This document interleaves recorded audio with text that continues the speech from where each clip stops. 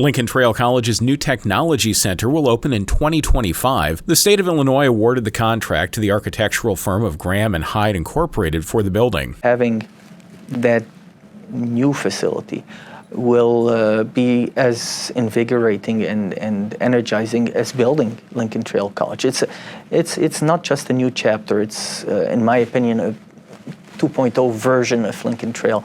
It's putting boosters on our seats and pushing and propelling us forward. The Technology Center is a $12 million project. It will house several of LTC's technical programs like process technology, broadband telecom, and welding. The center will also house a new university partnership center, which will allow area students to earn degrees from select four-year colleges without leaving home. Atala says the building will have a major impact on the area. The impact is huge. We believe that irrespective of whether we're talking about the petroleum business or the candy business or the automotive business or the agricultural business, the benefits would be immeasurable. Design work on the building will begin this spring, and it is set to go for bid for construction in 2023. The project is due to be completed in early 2025. For LTTV, I'm Chris Ford.